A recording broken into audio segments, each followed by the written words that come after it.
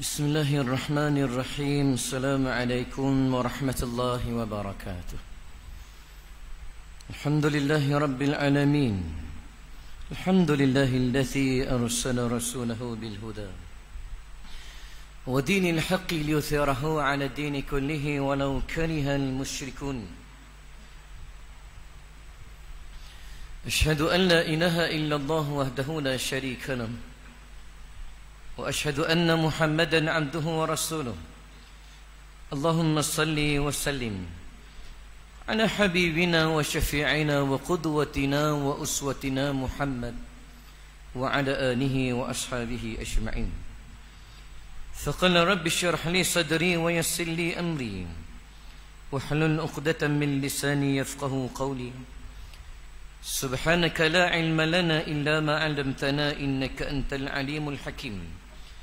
ولا حول ولا قوة إلا بالله العلي العظيم.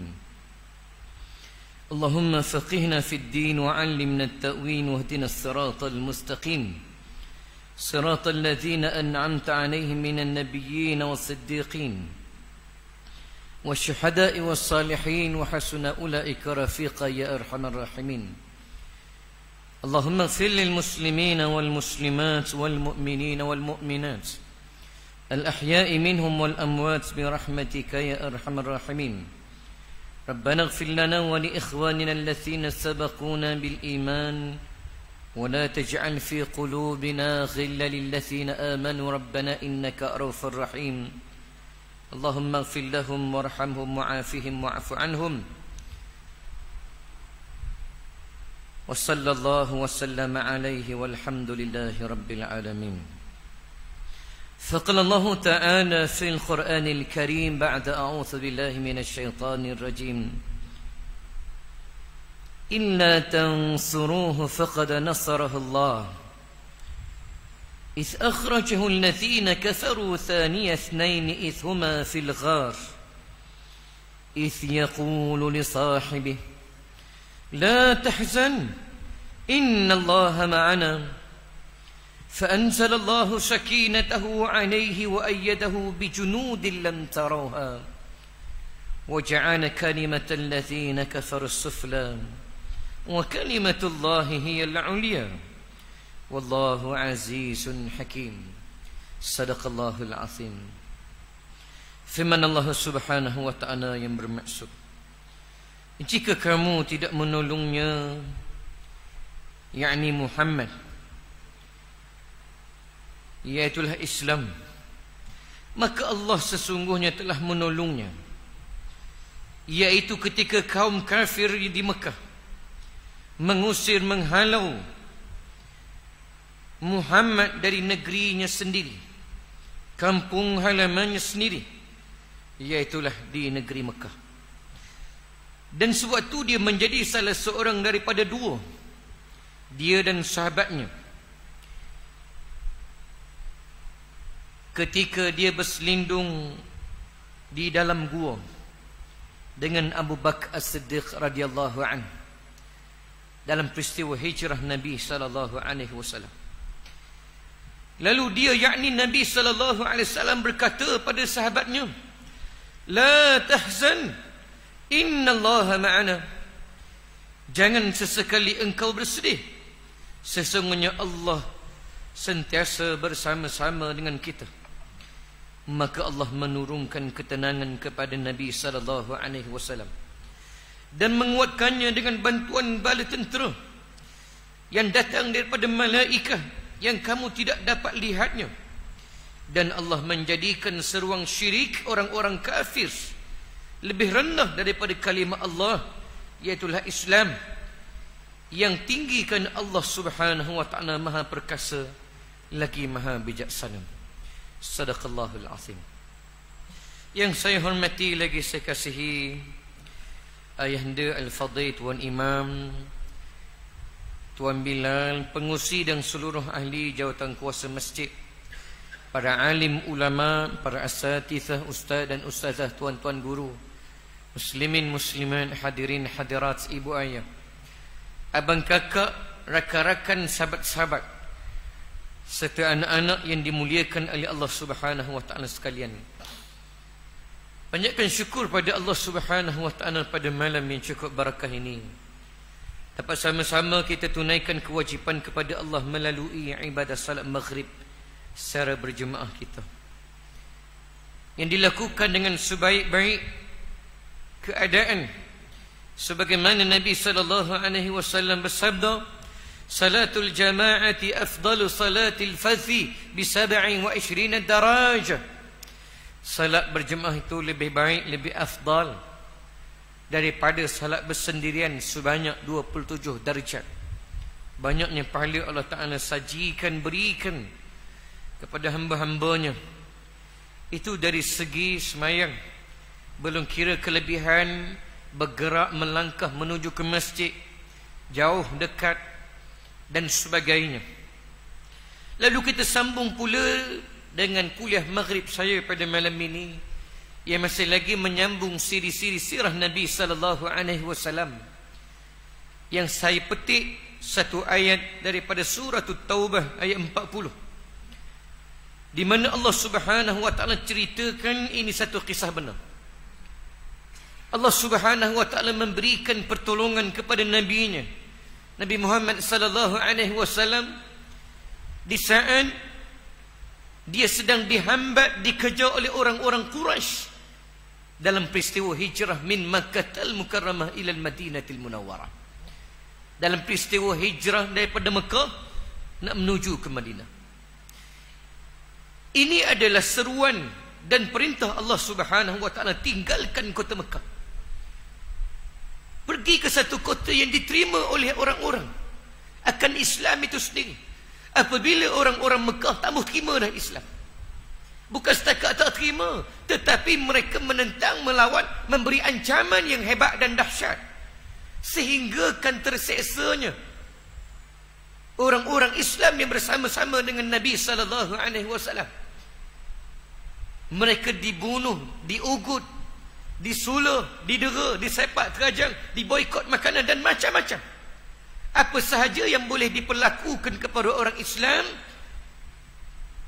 selagi mana ada ruang-ruang untuk menjahanamkan orang Islam, maka begitulah orang-orang Quraisy buat. Segenap ruang dan sudut, kenapa hak dia tak buat? Habis dicuba.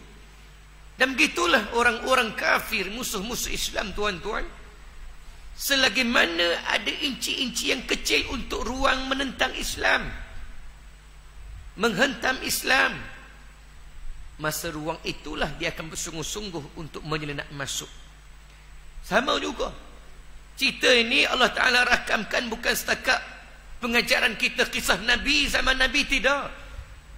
Dalam menentang Islam ini sampai kiamat, musuh-musuh Islam akan berusaha untuk menghancurkan Islam.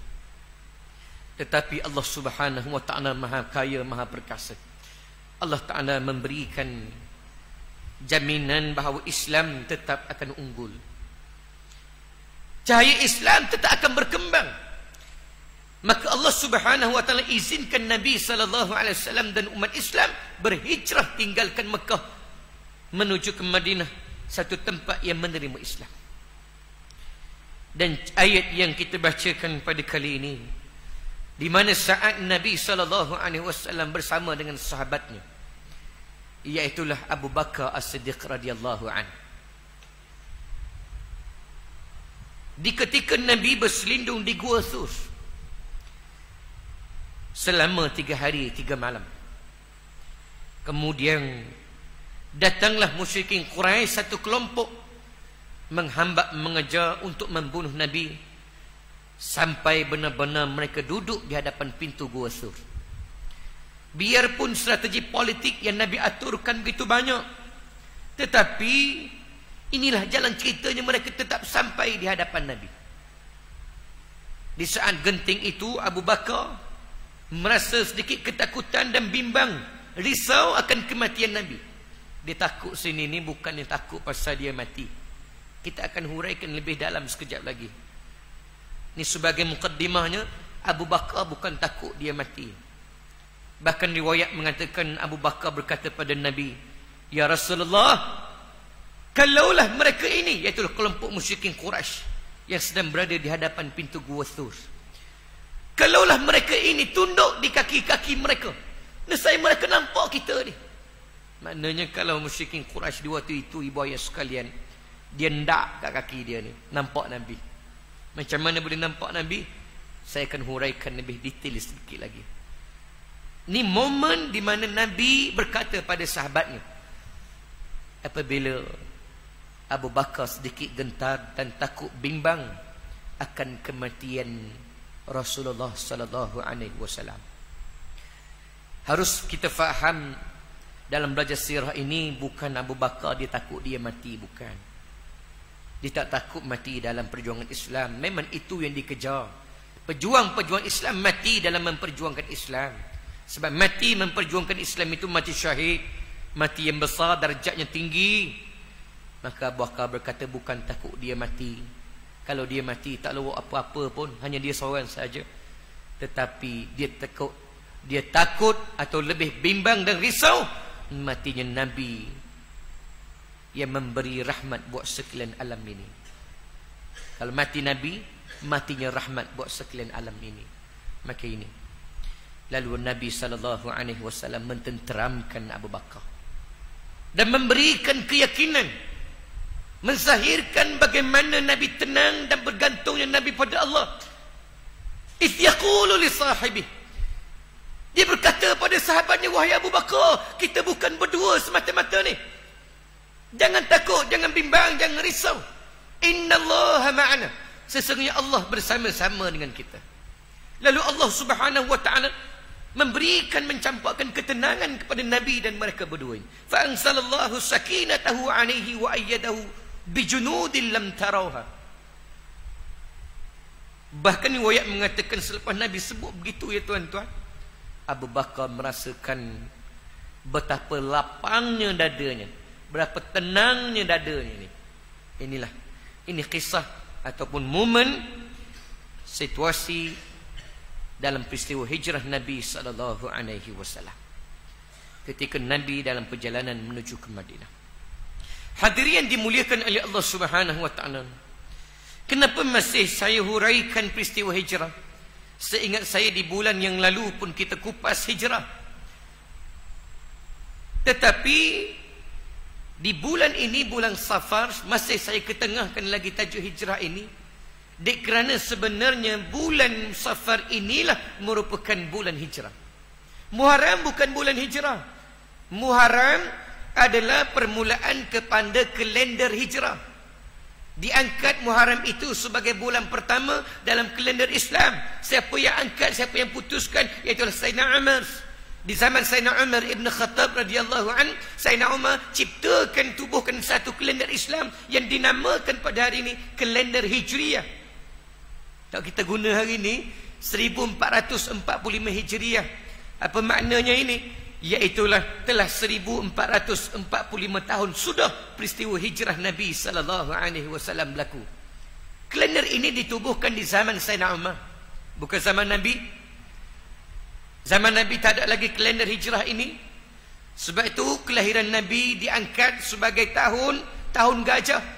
12 Rabiul Awal tahun gajah, tak ada tahun hijrah. Sebab waktu itu kalender Islam tak ada lagi. Saya tidak akan detailkan cerita bagaimana penubuhan dan penciptaan kalender ini. Seingat saya kupas dah minggu lepas. Tapi saya nak sebut di sini perkaitan Muharram dengan hijrah adalah pada kalender hijrah. Saya nak angkat, jadikan Muharram sebagai bulan pertama dalam kalender Islam. Adakah sebelum itu Muharram tidak dijadikan bulan pertama? Dah. Sebelum itu bulan-bulan dalam Islam ini hanya berlega, dia mutam musim gitu je, tidak ditentukan padanya Muharram bulan 1, Safar bulan 2, tak ada.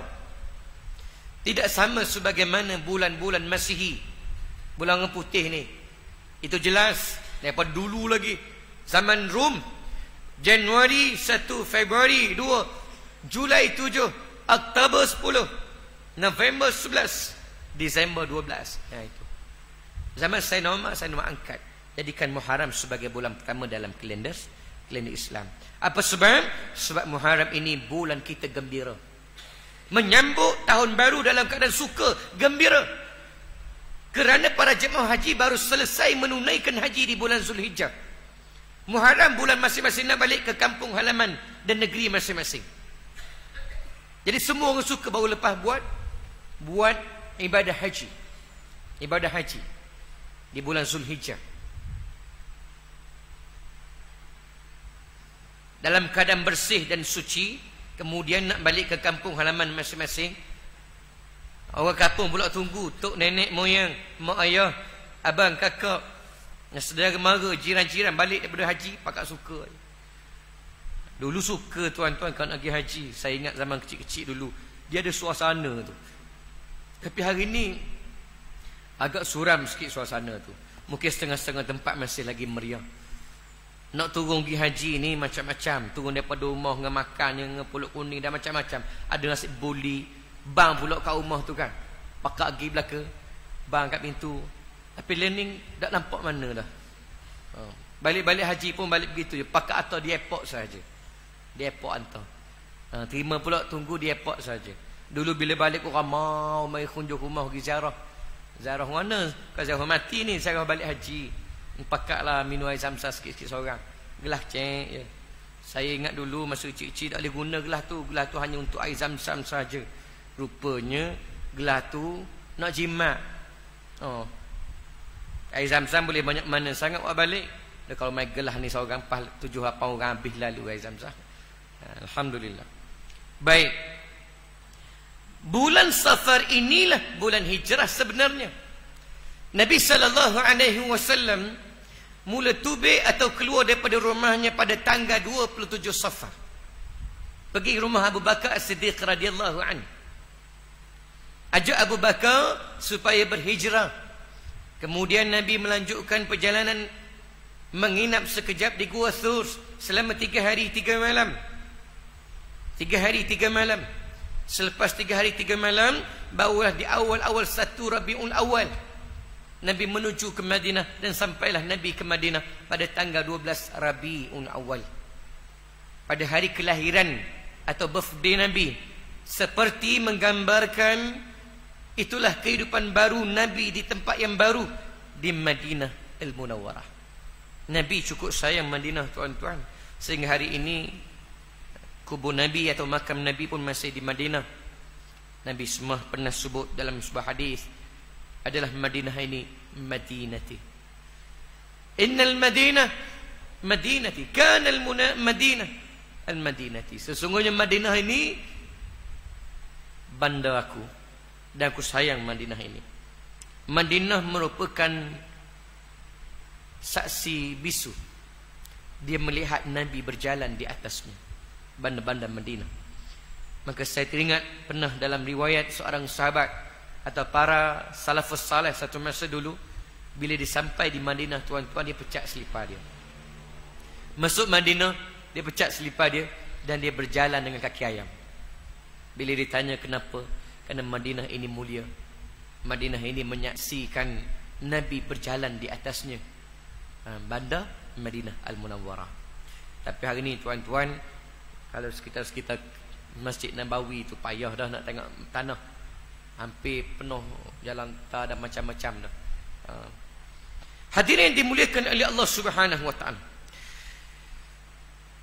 Kupasan kepada malam ini bagaimana perik jerih ataupun susah payah Nabi dan para sahabat dalam berhijrah menuju ke Madinah. Hijrah merupakan turning point ataupun pembuka jalan kejayaan dan kemenangan Islam secara besar-besaran. Berkata Sayyidina Ali karramallahu wajhah, al-hijratu yufarriqu bainal haqqi wal batil. Hijrah itulah sempadannya yang memisahkan, yang membezakan antara yang hak dan yang batil. Sebelum hijrah, umat Islam ditindas, disepak, diterajang, diratah. Hebat tuan-tuan ancaman yang dikenakan kepada sahabat-sahabat Nabi sallallahu alaihi wasallam. Berbeza selepas hijrah. Selepas hijrah, Nabi membangunkan sebuah kerajaan Islam yang berdaulah di Madinah. Islam telah gagah dan kukuh. Sampailah ke tahun 8 hijrah, Nabi kembali ke Mekah dalam peristiwa Fathul Mekah. Dalam keadaan bergaya Nabi menang. Orang Mekah takut habis waktu itu. Pemimpin-pemimpin Mekah sebahagiannya telah berpindah bersama-sama dengan Nabi SAW. Terutama pemimpin-pemimpin besar. Khalid Al-Walid, semua sahabat-sahabat ni pergi bersama Nabi dah. Tak bersama dengan orang Mekah dah. Tinggal saja pemimpin Mekah ni fikir slow-slow je. Dah orang Mekah masa tu dah agak mana dah. Nabi dalam peristiwa Fathul Mekah ini berlaku pada tahun 8 Hijrah. Nabi pulang ke kampung halamannya. Selepas tinggal kampung ni 8 tahun dah. Orang Mekah takut habis. Kata mereka, mampu dah kita. Mampu dah kita. Muhammad datang dengan ribuan bala tenteranya. Padahal bukan yang perang pun. Nabi buat umrah. Ini kemenangan besar. Orang Madinah takut. Sebab apa tuan-tuan? Mereka menganggap bahawa Muhammad datang nak balas dendam. Balas dendam. Pak dara dia mati, Abu Talib mati. Lama mati sahabat-sahabat dia. Mati. Dalam perang Badar, perang Uhud dan sebagainya. Kali ini Muhammad pulang dalam keadaan gagah. Mati dah kita, mampu dah kita, kata mereka. Setibanya Nabi di Mekah, Nabi memberikan jaminan keselamatan. Bahkan dalam ucapan Nabi yang masyhur, saya ringkaskan bahasanya, Nabi sebut, aku ampunkan semuanya, kata Nabi. Selamat semua. Oh, ini hebat. Aku maaf dan ampunkan segala-galanya. Ini contoh yang Nabi bawa tuan-tuan, iaitulah kalau dalam konteks politik, pentadbiran dan pemerintahan kasih sayang. Pentadbiran kasih sayang. Bukan pentadbiran atau pengurusan balas dendam. Ini Nabi tunjuk contoh dalam peristiwa Fathul Mekah. Selepas itulah berbondong-bondong memeluk Islam. Muslimin muslimat dirahmati Allah. Poin saya di sini adalah hijrah merupakan titik mula kejayaan kepada kemenangan dan kejayaan Islam secara besar. Tetapi kita kembali untuk melihat bagaimana perik jerihnya sahabat sebelum hijrah. 13 tahun di Mekah sebelum berlakunya peristiwa hijrah Nabi SAW. Nabi dan para sahabatnya diancam, diugup, didera dan macam-macam. Antaranya kita boleh tengok Bilal bin Rabah. Bilal tuan-tuan diseksa oleh majikan atau tuan dia. Dijemur, diseret di tengah-tengah padang pasir yang panas, gersang dan kering kontang. Dijemur. Bahkan dihempap satu batu besar atas dada dia ni. Dalam keadaan tak baju. Ulama sirah menukilkan ungkapan yang Bilal mampu ungkapkan adalah kalimah ahad, ahad, ahad, itu saja.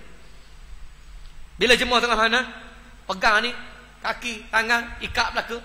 Jemur tengah mana, kepak batu pula. Diugut, dipaksa supaya Bilal tukar akidah. Tinggalkan Islam, kembali pada kufar, kembali kepada agama lama, agama musyrikin. Disebut agama Hanifah. Hanif, kepercayaan orang Mekah. Sembah patung berhala. Jangan ikut Muhammad. Diugut. Bilal hanya mampu ungkapkan kalimah ahad, ahad, ahad. Allah yang esa. Allah yang esa. Allah yang esa. Itu je. Kalau dia tapik begitu, kalau orang esa dia. Ini Bilal. Tuan-tuan, kalau kita benar-benar nak rasa dan menyelami bagaimana perasaan atau rasa Bilal ni, boleh buat. Balik umur esok Tuan Haji, semua ayah-ayah sekalian, tuan-tuan, terang masa tengah hari betul-betul tengah panas ni, pukul 12 lebih tu, matahari tengah terik tu, terang tubik depan rumah atau luar rumah. Asal pakai baju, pakai plekat saja, ataupun pakai buat cawak sikit. Jangan nampak orang. Kalau ada orang kan pelik pula. Orang ustaz tu buat menapa pula, dia kata. Dah tengah tak ada orang lah. Cari sikit. Nak rasa tengah-tengah matahari ni. Duduk kat tanah panah. Ataupun tar ke. Tanah-tanah merah ke. Tengah-tengah hari. Biar betul-betul matahari atas kepala, atas muka kita ni. Nyenggar matahari ni. Ambil batu-batu buah atas dada. Ni kita buat saja. Tengah buat. Kita buat ni, kita suka rela. Bila dipaksa. Terasa sekali tuan-tuan. Pasti tuan-tuan akan mengalirkan air mata. Saya sebut ni sebab saya pernah diprogramkan satu masa dulu di Mesir. Masa saya mengaji di Al-Azhar, sebelum kita balik, sahabat-sahabat kita ni buat program menyelami bagaimana penderitaan sahabat dalam menggalas dan memperjuangkan Islam. Senior-senior kita, lepas tu kita pula buat pada adik-adik kita. Ni ustaz-ustaz ni yang Mesir ni, kaki balik nak menyebarkan Islam. Rasa dulu macam mana sahabat rasa. Di musim panas yang terik betul-betul tuan-tuan. Kita ni panas sepanjang tahun. Musim di Mesir ni dia ada 4 musim. Musim panas, musim bunga, musim sejuk atau dingin, dan musim luruh. Program ni buat tengah-tengah musim panas. Musim panas betul-betul. Tak sama dengan pak kita tuan-tuan. Saya nak nyatakan bahawa betapa panasnya di bumi Timur Tengah di musim panas. Di tengah-tengah hari, permukaan pasir ni dia boleh jadi sekeping pula. Jadi sekeping. Jadi sekeping itu. Sebab apa? Sebab panas sangat. Pasir itu boleh jadi sekeping. Macam tanah jadi sekeping itu bila musim kemarau. Pasir. Mana kalau tempat kita ni kita perut jegeluh gitu baik ni dia jadi sekeping. Coh pula. Oh tuan-tuan. Ingatkan nak cat lipa je. Sekarang cat lipa dulu. Cat lipa saja pun tak tahan dah. Panas kaki dia sampai jadi necuh kaki ni. Padahal tapak kaki kulit ni tapak paling tebal. Baring kata sahabat. Tidur pula, tidur. Cat laju. Oh Allahu Akbar tuan-tuan, tak tahan kita. Necuh belakang kita. Tahan. Rasa. Dok kata benda kita ni. Ngalir air mata. Nah itu. Cari batu 2-3 butir buah tak ada. Batu cek-cek je pun nak menyelami. Inilah bila rasa diseksa. Ungkapan yang bila sebut ahad, kata ulama, kalaulah ada satu kalimah yang lebih ringan yang bila mampu ungkap atau sebut, nescaya itulah bila akan sebut. Tak ada lah. Itulah kalimah paling ringan. Nak sebut Allah pun dah lepas. Tekanan batu yang besar yang kuat. Ini Bilal. Sahabat Nabi, iaitulah Khabbab al-Arab. Sahabat Bilal juga. Dia saya hamba. Diseksa, diseret di atas bara-bara panas. Tuan majikan dia panah bara dulu, pamerah bara tu tabur tapak dan pasir, suruh golek, seret. Ni rabuk abdi belakang ni. Pernah satu ketika Sayyidina Umar dia minta dengan Khabbab, wahai Khabbab, boleh tak aku nak tengok belakangmu, kata dia. Terkenangkan penyiksaan yang berlaku pada sahabat-sahabat di satu masa dulu. Umar ingat ni. Lalu Khabbab selok tak belakang dia, mengalir mata Sayyidina Umar. Tak ada rupa dah belakang ni. Tak ada rupa dah. Bukannya comel, licin apa, tak ada dah. Lekuk-lekuk daging-daging dah cari. Bayangkan tuan-tuan. Kita petak di kendi saja pun tu dah. Petak cabut lalu tu, jetak lalu tu. Cuba petak kepung, mau pegang itu. Ni. Berabak ni. Khabbab al-Arab. Yasir, ayah kepada Ammar, mati dibunuh. Sumayyah, isteri kepada Yasir, mak kepada Ammar, mati disulah. Perempuan pertama syahid dalam Islam, iaitulah Sumayyah. Ujian yang dikenakan pada Ammar pula selain dia didera, ujian apa tuan-tuan? Ujian dia tengok mak ayah dia mati di hadapan dia. Allahu Akbar, ini hebat. Bagaimana perasaan kita pun tak tahulah tuan-tuan. Mak ayah dia mati, diseksa. Kalau dalam kes terbaru ni, hak mati aksiden tu tak, mak ayah dia, adik-adik dia mati belaka. Nak warna tak? Allahu Akbar. Berat mata memandang, berat lagi bahu memikul. Hadirin dimuliakan oleh Allah. Ni siapa tahap ni? Ramai. Hak sahabat-sahabat besar tidaklah didera sangat. Sayyidina Umar tak ada kena dera. Kalau tak berani konsep Sayyidina Umar. Sayyidina Umar dia gagah perkasa. Dia tidaklah sampai begitu. Tetapi ramai lagi sahabat-sahabat lain. Umat Islam diboikot 3 tahun tak bagi makan. Ramai-ramai. 3 tahun tuan-tuan tidak diberi makanan. Bukan tak ada makanan. Makanan ada. Tidak dijual, tidak diberikan pada orang-orang Islam. Abu Jahal memerintahkan supaya boikot makanan. Jangan beri pada orang Islam ni. Makanan ada tapi tak boleh. Jahat ni. Padahal ada gamuk ni. Mana kalau bukan atas nama agama pun, atas nama keperikamanusiaan ni, patut builah. Ataupun satu bangsa, builah sama-sama orang Arab kan. Dah, ini jahat, pemimpin yang zalim, tak ada hati budi, tak ada hati perut maknanya. Abu Jahal di waktu itu. Padahal di kalangan anak beranak dia juga diboikot 3 tahun. Mati pun ada di kalangan mereka. Kanak-kanak mati pun ada. Sedih sahabat-sahabat. Tuan-tuan, di waktu itu bukankah Umar ada, Hamzah ada, apa tak lawan ya? Bukan tak lawan. Pemimpin Quraisy ni kan gagah kan. Orang gagah. Sayyidina Ali ada, Sayyidina Ali gagah. Mana kalau perang lah, ada boikot sangat. Hadirin dimuliakan dalam memahami sirah ini. Bukan kumpulan Islam tak mampu nak lawan kumpulan kafirin, bukan. Sayyidina Umar, Sayyidina Hamzah ada berlaku. Tetapi atas mentaati titah perintah Rasul dan Allah. Nabi kata, jangan lawan. Ini fasa sabar. Allah Ta'ala tak izinkan perang. Allah Ta'ala tak izinkan lawan. Sabar. Sabarlah. Lah. Kata Umar, kalaulah bukan kerana titah perintah Allah dan Rasul, kalau Nabi tak larang aku, kalaulah Nabi tak suruh sabar ni, Nabi benarkan izin di perang ni, nescaya aku sembelih seekor-seekor, kata Umar. Aku sembelih seekor-seekor ni.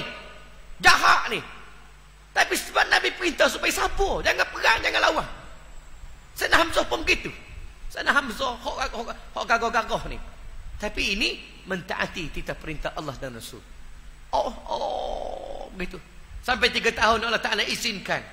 Maka habis dah fasa ujian ini. Suka orang Islam. Itu. Ini yang saya nak sebut. Macam mana sebelum Islam mereka diseksa, dibunuh, diugut, dan ramai lagi kita nak sebut. Tetapi semua ini berubah apabila Allah Ta'ala izinkan berhijrah. Nabi SAW berhijrah menuju ke Madinah, dan Nabi membangunkan sebuah kerajaan Islam sehingga Islam memiliki kuasa yang besar, dan Islam berdaulah secara ukuh dan kukuh di Madinah Al-Munawwarah. Amalan Islam mampu dilaksanakan secara damai, secara suka, secara lapang, tidak ada seksaan di Madinah Al-Munawwarah. Menunjukkan bahawa hijrah merupakan faktor kejayaan besar perkembangan Islam di zaman Nabi sampailah sekarang. Hadirin dimuliakan oleh Allah Subhanahu wa taala. Sampailah tibanya Nabi memerintahkan umat Islam berhijrah menuju ke Madinah. Mula sahabat-sahabat pergi dulu. Nabi tak lagi. Kemudian termasuk Sayyidina Abu Bakar. Abu Bakar nak pergi. Bila Rasulullah perintah pergi Madinah lah. Madinah ada orang tunggu, orang sambut baik. Mekah ni tak ada orang terima dah. Abu Bakar nak pergi minta Rasulullah. Rasulullah kata, Abu Bakar sabar dulu. Mu khusus sabar. Jangan lagi.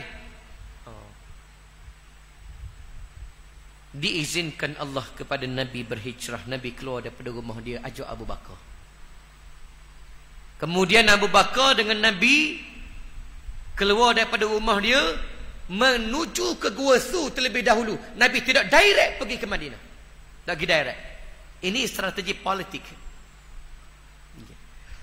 Supaya apa? Orang Mekah nak hambat Nabi, ia terus pergi Madinah, sedangkan Nabi sembunyi dulu 3 hari 3 malam. 27 Safar. Sampai di Gua Thu 3 hari 3 malam, 28, 29, 30. Lebih kurang begitulah tuan-tuan. Nabi menginap atau bersembunyi dalam Gua Thu. Saya nak berikan gambaran bagaimana Gua Thu ni tuan-tuan.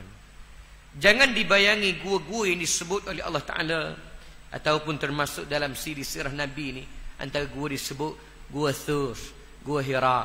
Jangan dibayangi sebagaimana gua tempat kita. Tak sama tuan-tuan. Jauh sekali. Gua tempat kita ni lawah. Itu saja sodah. Duduk dalam boleh tidur, boleh apa. Lawah, selesa. Ada orang tu Dia silap pula, tapa pula, boleh main pula dalam tu. Ya, dia bukan begitu. Gua Thu, Gua Hira ni kecil saja. Dia bukanlah gua sangat sebenarnya. Tapi Allah Ta'ala angkat dalam Quran sebut gua. Dia adalah ruangan yang terbentuk daripada tindihan ataupun bertindangnya batu-batu besar. Batu besar tindih-tindih atas bukit ni, dia jadi ada ruang sikit bawah tu. Itulah gua tu. Kalau Gua Hira, dia tak dalam pun. Tak lebih daripada 7 kaki. Sini sampai situ je. Tak kurang daripada 5 kaki, tak lebih dari 5 kaki. Tak lebih daripada 7 kaki. Itu je. Mana muat Nabi semayang. Nabi duduk dalam Gua Hira ni, nampak langit ni. Waktu dia batu, dia tutup sikit. Gitu je. Itu Gua Hira. Saya pernah panjat satu masa dulu, lebih kurang makan masa sejam. Hira lebih rendah daripada Thur. Kemudian Thur. Thur ni tuan-tuan tinggi. Tinggi sangat. Saya sampai di Mekah. Saya minta dengan sahabat saya, sahabat Indonesia. Dia kata, bang, aku nak mu tunjuk aku Gua Thu kali ni. Aku baca dan aku mengaji sirah di Al-Azhar. Aku tahu Hira, tahu Thu, tapi aku nak tengok kali ni. Mu bawa aku. Dia teman, Gua Thu ni tinggi. Tinggi. Apa banyak-banyak kali tinggi letih. Dah kira lah letih, dah letih. Aku nak. Dia kata, mari. Esok mu kena cerita pula pada masyarakat. Cerita kisah Nabi ni. Saya kata, boleh tengok. Saya panjat Gua Thu, tuan-tuan. Hampir 3 jam ataupun lebih. Panjat malam. Sampai dekat subuh. Gua Thu. Sampai-sampai di Gua Thu, tuan-tuan. Jauh daripada bayangan sebenar saya. Saya tengok Gua Thu ini batu besar, itin di atas batu juga, kemudian terbentuk ada ruang dalam tu sikit. Pintu Gua Thu ni serta je, besar ni je. Yang manjang itu ruang dia. Nak masuk kena uluh kepala, kena gelosor beruk masuk dalam tu. Masuk dalam tu pula memuatkan 2 orang saja. 3 orang sendak. Nak berdiri dah lepas. Sekadar belunjur gitu je. Belunjur gitu je. 2 orang sendak-sendak. Itulah ruangan yang sempit yang Nabi SAW duduk dengan Abu Bakar dalam membawa Islam sampai Islam pada kita hari ini.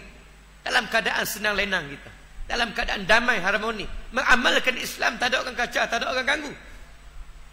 Bermula daripada perjuangan Rasulullah dan Abu Bakar dan para sahabat. 3 hari 3 malam, tuan-tuan. Walaupun Nabi SAW dan Abu Bakar mengaturkan strategi yang hebat. Tubik daripada rumah dia, pergi Gua Thu dulu. Mengarahkan anaknya Abdullah bin Abu Bakar untuk memadamkan tapak kaki dia dan Abu Bakar. Bakar beritahu anak dia ni supaya mu padam tapak dengan gembalaan kambing-kambing anak dia. Yang kedua, memerintahkan Asma bintu Abu Bakar, anak puan Abu Bakar pula, bawa makanan pada dia, pada ayah dia ni. Dan Rasulullah. Abu Bakar perintah anak dia.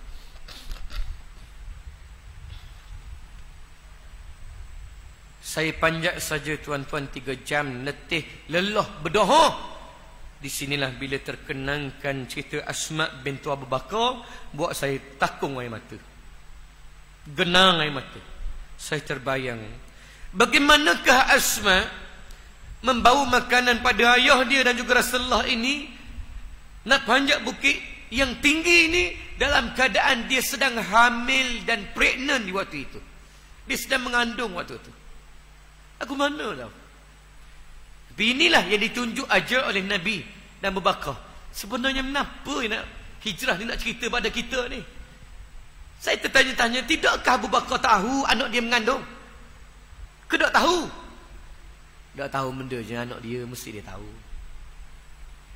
Yang kedua, Rasulullah pun ada.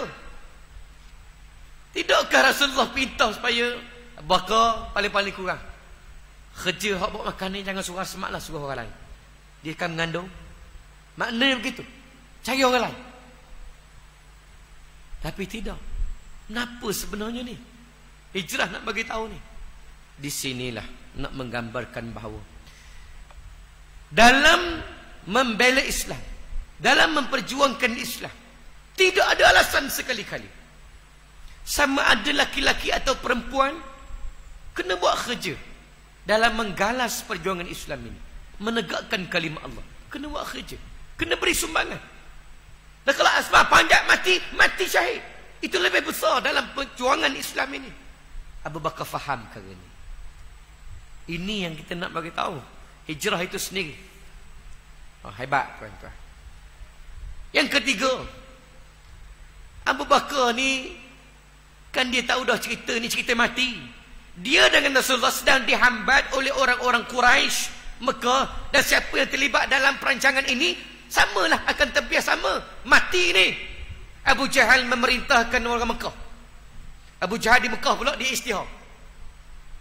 Umumkan pada orang Mekah, sesiapa yang berjaya menangkap Muhammad sama dia hidup ataupun mati akan diberikan upah dan tawaran yang lumayan istimewa sebanyak 100 ekor unta. Riwayat kata 1000 dirham atau 1000 dinar begitulah. Banyaklah lumayan tu. Berebut pahlawan-pahlawan Mekah cari Nabi dengan Abu Bakar ni. Nak tangkap, nak bunuh Nabi, nak sembuh pada Abu Jahal ni. Kita ni hadiah besar. Berebut. Dan Asma Abu Bakar tu terlibat sama dalam perancangan ini. Mati ni. Ni cerita mati ni. Abu Bakar tak fikir anak ke? Dah, ini kefahaman ni semua. Tengok tuan-tuan. Berbeza. Yang faham Islam. Untuk membela Islam, dia letak anak-anak dia dulu. Mati-mati lah ceritanya. Berbeza dengan kita tak? Kalau kita, cerita mati ni anak kita simpan belakang. Cerita-cerita yang memberi ancaman pada anak kita ni. Tetapi kalau projek-projek, kita pilih anak-anak kita dulu. Kroni-kroni kita dulu. Itu bezalah bakal ni. Tak kata siapa-siapa ni kita lah. Ambil pengajaran daripada peristiwa hijrah ni. Baik. Walaupun perancangan Nabi cukup detail tuan-tuan, tetapi nak takdir Allah Subhanahu wa taala musyrikin Quraisy berjaya hambat Nabi sampai di hadapan betul-betul pintu gua Nabi. Pintu gua Nabi. Maka di sinilah Abu Bakar berkata pada Rasulullah, ya Rasulullah, sekiranya mereka ni hendak di kaki, dia tunduk duk kaki-kaki mereka ni nampak kita ni. Nabi berkata, isyaqulu li sahibi la tahzan innallaha ma'ana. Wahai sahabatku, jangan takut, jangan bimbang, Allah Taala bersama-sama dengan kita.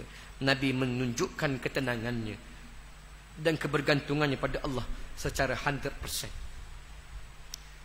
Allah Taala menyelamatkan Nabi. Allah Taala perintahkan laba-laba supaya buat sarang. Buat sarang pula tuan-tuan, sarang pukak lama. Bukan pukak baru. Riwayat mengatakan laba-laba buat sarang. Sarang baru buat, tapi pukak tu pukak lama, puluhan bahkan ratusan tahun, pukak lama dah. Sebab apa? Di kalangan musyrikin Quraisy, kelompok ni ada pakar laba-laba. Salah seorang daripada mereka nak masuk, kata dia, mu jangan masuk. Pasal apa? Muhammad tak ada dalam tu. Sebelum mulai lagi, laba-laba tu buat sarang dah sini. Muhammad tak mungkin masuk dalam tu. Allah Ta'ala memang benar, dia pakar laba-laba. Benar, laba-laba buat sarang puluhan tahun, ratusan tahun.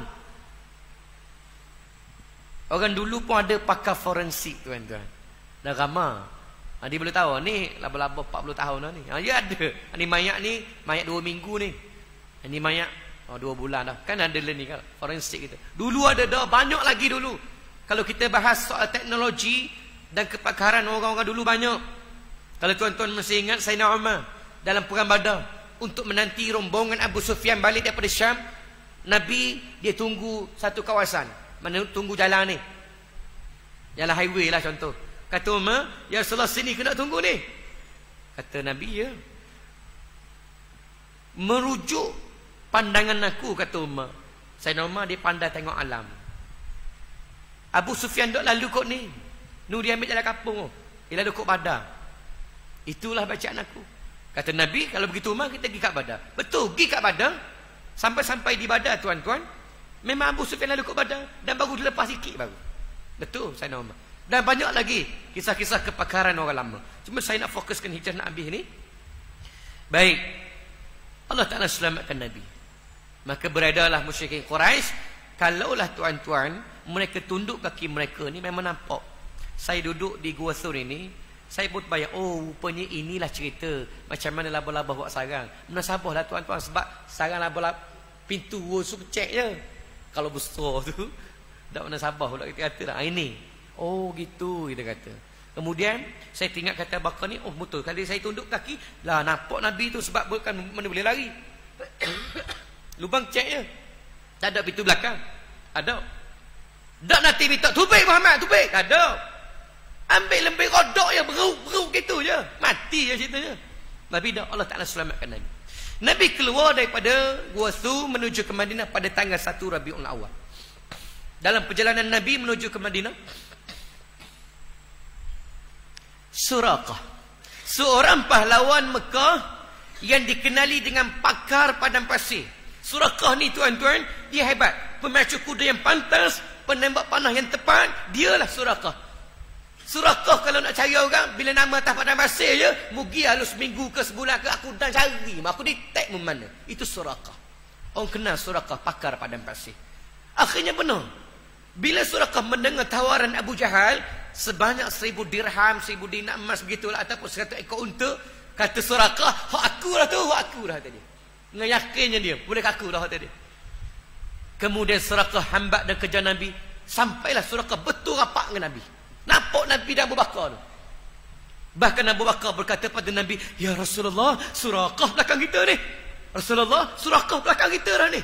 Maknanya Abu Bakar pun kenal Suraqah. Ini sudah gambar dekat lah. Dekat. Suraqah kejar. Sampai dekat, Allah Ta'ala selamatkan Nabi. Kuda Suraqah jereluh, rebah tunggeng dengan dia sekali. Perahu rebah, bangun pula kali lagi. Kejar lagi, hambat lagi. Nak sampai dekat kali kedua pula, rebah tunggeng, dengan dia sekali. Goleh batingnya tak pasti. Bangun pula sekali lagi. Suraqah pelik pasal apa ni goleng ni. Kejar sekali lagi, kali ketiga tuan-tuan, rebah pula sekali lagi. Masa itu sedarlah Suraqah bahawa dasar mepilah tawaran Abu Jahal tu, tak boleh dah. Muhammad ini sedang dilindungi oleh Tuhan dia. Ni orang khamak ni, bukan barang Muhammad ni bagi dia. Dalam kepala dia lah. Gelak gambar dah tawaran Abu Jahal tu. Dia tahu tuan-tuan, tawaran Abu Jahal dia terlepas dah. Di sinilah bijak dan liciknya Suraqah. Dia buat negosiasi, buat tawaran pada Nabi pula. Dia kata, Abu Bakar, Muhammad, tunggu sekejap, tunggu. Dia nego dengan Nabi pula. Bagaimanakah tawaranmu sekiranya aku memberikan jaminan keselamatan dan perlindungan untuk jalanmu menuju ke Madinah ni? Maknanya apa ni tuan-tuan?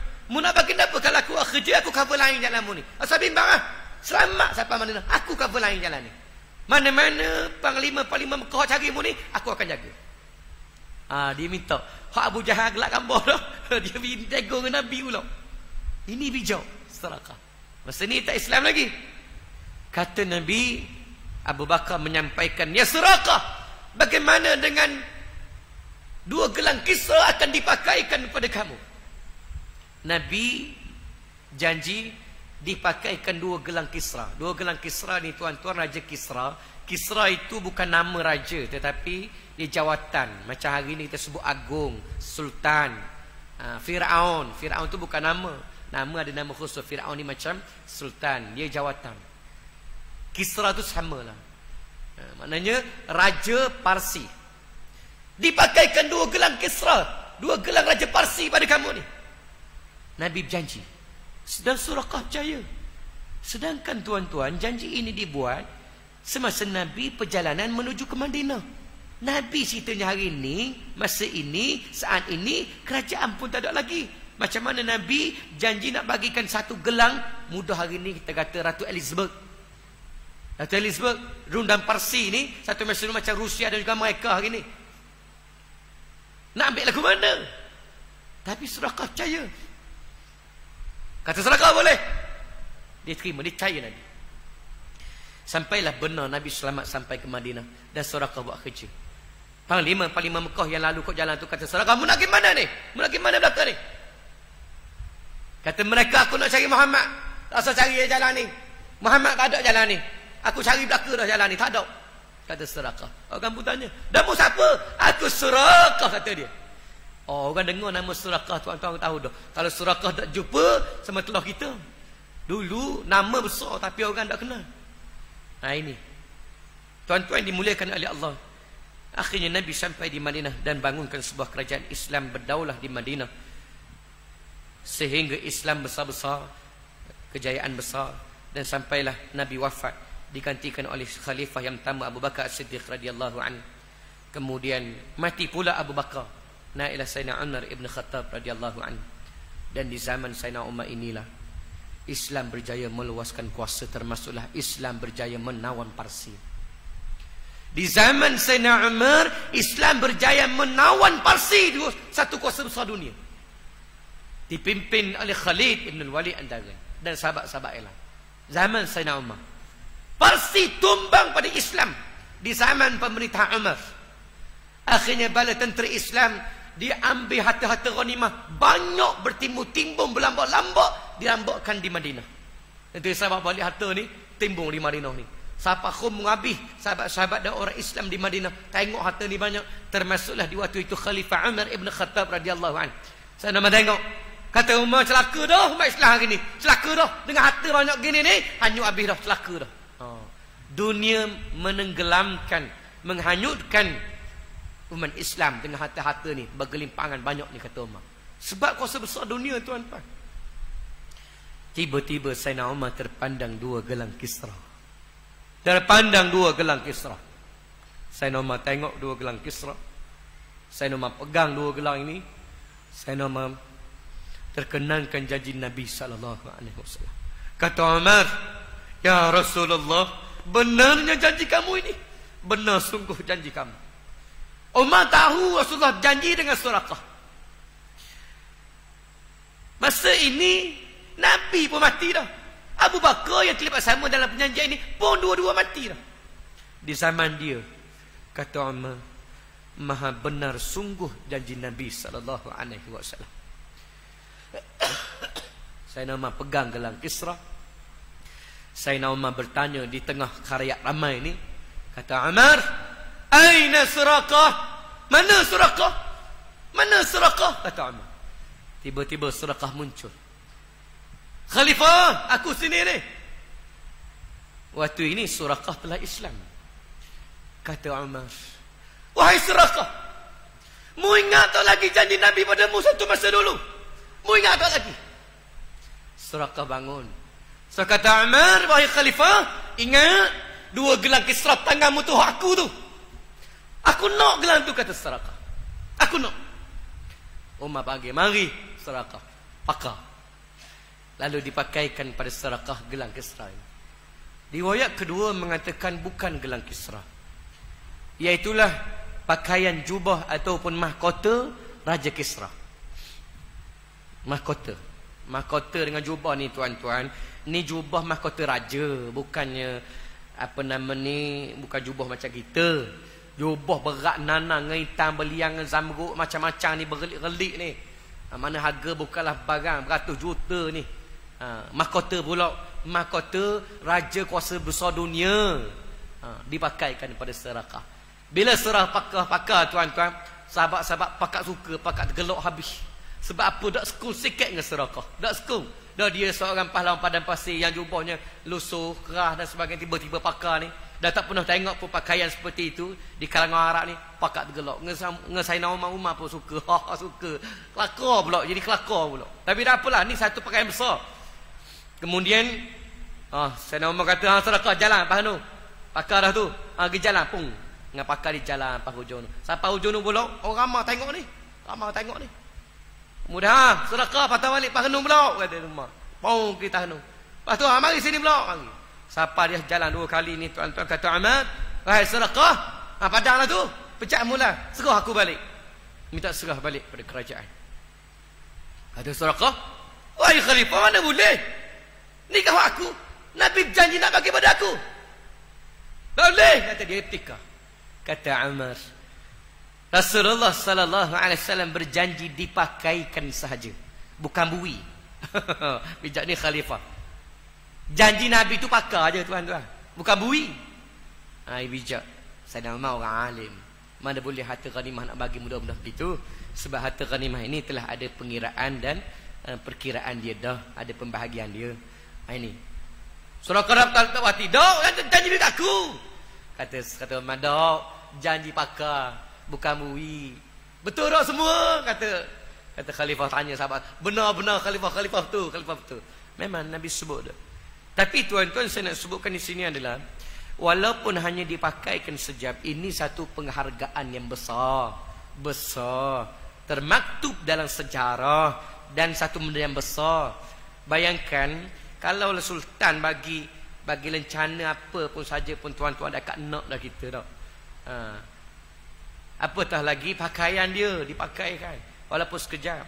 Macam main bola tu, berebut orang nak baju dia, padahal dengan peluh jeruk, dengan apa dan sebagainya. Ini satu penghargaan yang besar, Suraqah terima atas kerja buat dia membantu Nabi SAW. Inilah sejarah-sejarah hijrah yang ringkas yang boleh kita kupas dalam kesempatan masa yang ada ini, menunjukkan bahawa hijrah menjadikan sebagai lambang atau faktor kejayaan besar dalam Islam.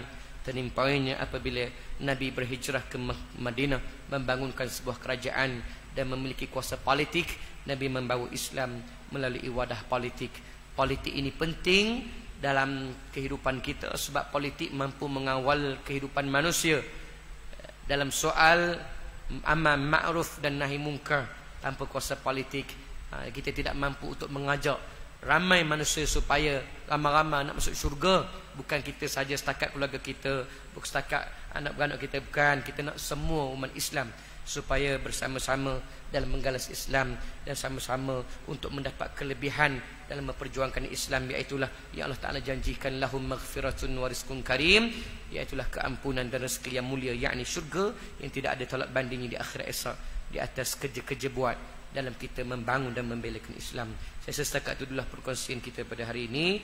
Terima kasih dan mohon maaf salah dan silap kami masa yang sedikit lebih ini. Aqulu qawli hadza wa astaghfirullahal azim li wa lakum. Wassalamu alaikum warahmatullahi wabarakatuh. Bismillahirrahmanirrahim. اللهم ارحمنا بالقرآن واجعله لنا إماما ونورا وهدى ورحمة. اللهم ذكرنا منه ما نسينا وعلمنا منه ما جهلنا وارزقنا تلاوته آناء الليل وأطراف النهار واجعله لنا حجة يا رب العالمين والحمد لله رب العالمين. السلام عليكم ورحمة الله وبركاته.